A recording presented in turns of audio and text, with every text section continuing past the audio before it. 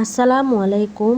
পুরাতন শাড়ি দিয়ে একদম পুরাতন শাড়ি দিয়ে আমি আজকের এই বেবি ফ্রকটি তৈরি করেছি 4 থেকে 5 বছরের বেবিদের জন্য। এখানে 2 হাত বহরের 2 গজ পরিমাণ কাপড় নিয়েছি। কাপড়টিকে আমি 2 হাত বহর করে নিয়েছি। তো 2 গজ পরিমাণ কাপড় লেগেছে। তো দেখে নেওয়া যাক। তো 29 ইঞ্চি লম্বা হয়েছে ফ্রকটি। তার জন্য প্রথমে 4 ভাঁজ করে কাপড়টিকে লম্বালম্বিভাবে 20 ইঞ্চি করে দুইটি কাপড় নিয়েছি, অর্থাৎ 2 পার্ট করে নিয়েছি কাপড়টা 20 ইঞ্চি নিচের ঘেরের জন্য। এবার আবার ওই 4 ভাঁজ করেছিলাম তার থেকে আরও 20 ইঞ্চি পরিমাণে কাপড় কেটে নিচ্ছি। এই কাপড়টি হচ্ছে হাফ বডির জন্য। এটিকে আমরা আবার ভাঁজ দিয়ে 8 ভাঁজ করে নেব। এখন শোল্ডারের জন্য নিয়ে নিচ্ছি 4 ইঞ্চি এবং ঠিক উপর থেকে নিয়ে নেব বগলের জন্য 2 ইঞ্চি, অর্থাৎ আরমহলের জন্য। এখন বডি নিব 7.5 ইঞ্চি, 7.5 ইঞ্চিতে দাগ দিয়ে দিলাম। রাউন্ড শেপটা করে দিব বগলের নিচে। দেখুন এখানে আছে 9 ইঞ্চি লম্বা হাফ বডিটি। এখন কোমরের মাপ নেব 7 ইঞ্চি, অর্থাৎ হাফ ইঞ্চি কম করে নিয়েছি।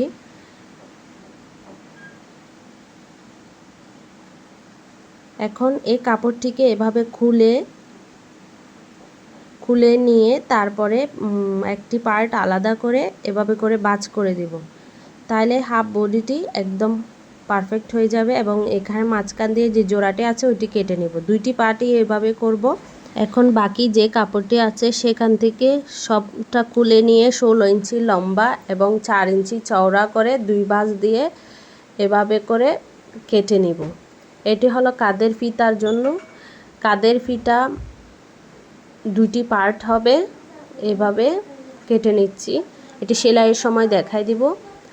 তো এখন সেলাই করতে চলে আসলাম। প্রথমে দুইটি 20 ইঞ্চি যে কাপড় নিয়েছি ওই কুচির কাপড়, ওই দুটি পার্ট একেবারে জোড়া দিয়ে তারপর এগুলোতে কুচি দিয়ে দেব। এভাবে ছোট ছোট করে কুচি দিয়ে দিব। দুইটি পার্টে ওভাবে করে দিব। এবার যে 4 ইঞ্চি যে কাপড়টি নিয়েছি সেটি দুটি উল্টা পাশে ভাঁজ করে দিয়ে তারপর এভাবে করে সেলাই করে দেব। এক পাশ খালি রাখবো যাতে সহজে উল্টিয়ে নেওয়া যায়। তারপর সেলাই করার পর আমি কাপড়টিকে উল্টিয়ে নিয়েছি। এটি কাঁধে সেটিং করব হাফ বডিতে। এভাবে করে খুব সুন্দর করে উল্টিয়ে নিতে হবে। তারপর বডির যে পার্টটি আছে সেটি সোজা পাশে রেখে তারপরে একটা ফিতার কাপড় দিয়ে এর উপরে আরও একটি পার্ট সেটি উল্টো করে বসাতে হবে, অর্থাৎ দুইটি সোজা দিক মুখোমুখি থাকবে। এভাবে হাফ ইঞ্চি গ্যাপ দিয়ে তারপর সেলাই করতে হবে। দেখতে হবে যাতে ফিতার কাপড়টি পাশ দিয়ে বগলের নিচে ওখানে আবার সেলাই হয়ে না যায়। এভাবে করে পুরো রাউন্ড করে সেলাই করে দিতে হবে। ডবল সেলাই দিলে ভালো হয়। আমি ডবল সেলাই করে নিয়েছি। তারপর বডির এক পাশ জোড়া দিয়ে নেব। এরপরে কুচির কাপড়টি বডির সাথে সেটিং করে দিব।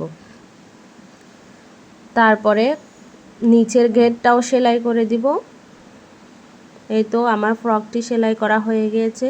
তো ভিডিওটি আজ এ পর্যন্তই।